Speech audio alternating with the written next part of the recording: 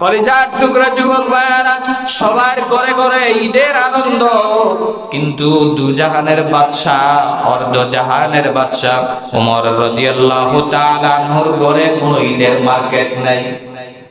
আমাদের ঘরে 1 set 2 set 5 set 10 set পর্যন্ত ঈদের শপিং হয়ে যায়।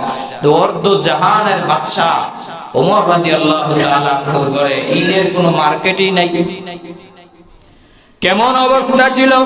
হুজুর টাকা পয়সার অভাব ছিল নাকি? না, ইচ্ছা করলে অর্ধ জাহানের বাদশা উনি মার্কেট কি করতে পারতো না? ইচ্ছা করলে অবশ্যই করতে পারতো। অর্ধ জাহানের বাদশা ওনার পরিবার, ওনার আহলিয়া ডাক দিয়া বলে, নিয়া আমিরাল মুমিনিন, আজকে ঈদের জামাত অনুষ্ঠিত হয়ে যাবে, ঈদের নামাজের ইমামতি করবেন আপনি, আজকে আপনার ইমামতিতে ঈদের নামাজ অনুষ্ঠিত হয়ে যাবে। ওগো আল্লাহর নবীর সাহাবী, প্রত্যেকের ঘরে ঘরে ঈদের আনন্দ, ঈদের মার্কেট, কিন্তু আপনারও কোনো ঈদের মার্কেট নাই, আমারও মার্কেট নাই, বাচ্চাদেরও কোনো ঈদের আনন্দ নাই। আমরা না হয় মনকে বুঝ দিলাম, কিন্তু বাচ্চাদেরকে কি বলে মনকে বুঝ দিব? আমিরুল মুমিনিন ডাক দিয়া বলেন, নো আমার প্রাণের স্ত্রী, আমি রাষ্ট্রীয় কোষাগার থেকে, বাইতুল মাল থেকে যেই বাতা পাই, সেই বাতার পরে এক্সট্রা 1 টাকাও আমি নেই না। সুবহানাল্লাহ বলবেন না? আপনাদের সুবহানাল্লাহর আওয়াজে বোঝা যায় ওমরের মতো এরকম খলিফা আজও পৃথিবীতে আছে নাকি? আরো জোরে বলেন, আছে?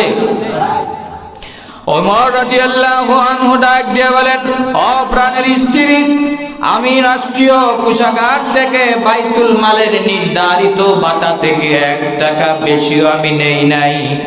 আমার কাছে তো আর টাকা নাই, আমার কাছে আর দিনার নাই, দিরহাম নাই, আমি কোথা থেকে মার্কেট করে সন্তানদেরকে দিব?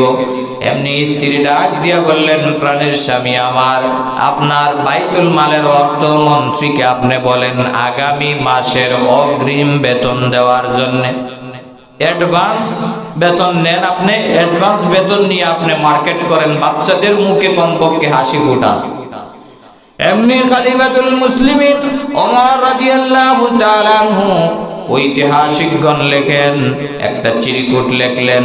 তখনকার সময়ের বাইতুল মালের অধীনে যে সাহাবী ছিলেন আবু উবাইদা ইবনুল জাররাহ রাদিয়াল্লাহু তাআলা আনহু, অর্থমন্ত্রীর কাছে চিরকুট লিখলেন, একটা চিঠি লিখলেন, আমি খলিফাতুল মুসলিমিন বলছি, ভাই আমার, আমাকে আগামী মাসের অ্যাডভান্স 1 মাসের বেতন দিয়ে দাও।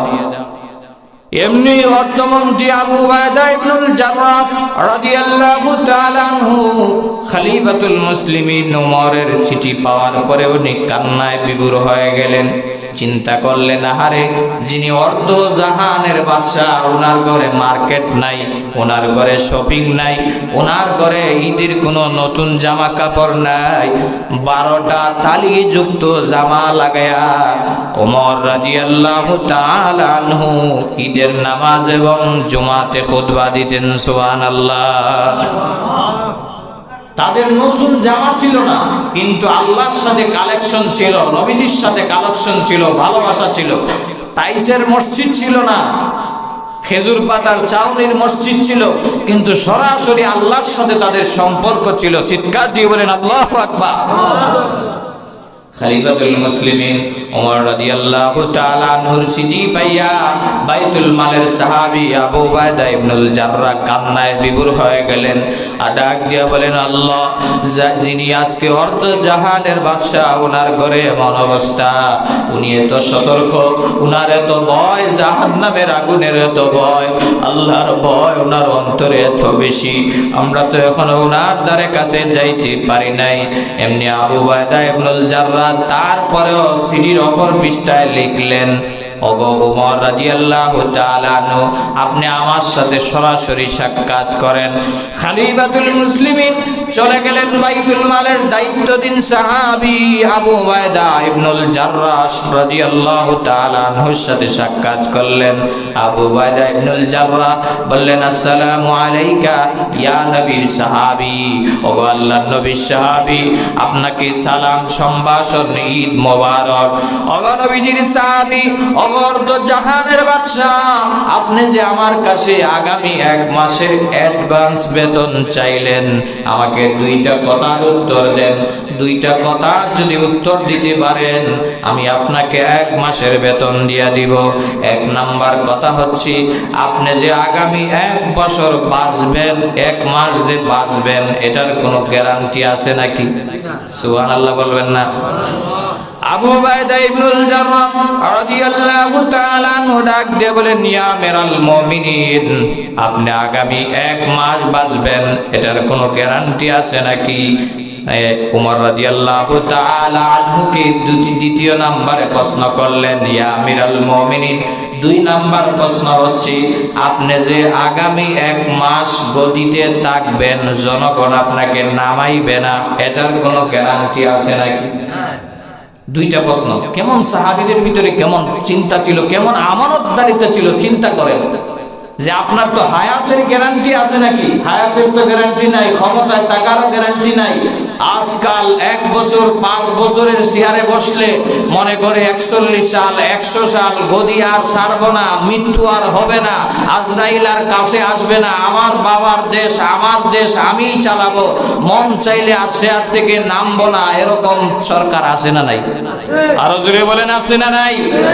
অথচ সাহাবীদের ভিতরে কেমন আমানতদারিতা ছিল, একটা টাকাও তারা, একটা পয়সাও এদিক থেকে সেদিক করেন নাই।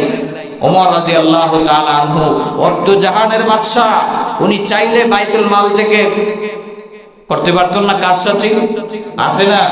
মেম্বার, চেয়ারম্যান, পার্লামেন্টের সদস্য, তাদের কাছে গম আসে, রিলিফের মাল আসে, রমজানের খেজুর আসে, কত কিছু আসে, তারপরে গরিব অসহায়ের মাল নিজের পেটেই নিজে ঢুকায়, আছে না নাই? একটা টাকাও পর্যন্ত তারা এদিক থেকে সেদিক করেন নাই। তারা কেমন আমানতদারিতা ছিল।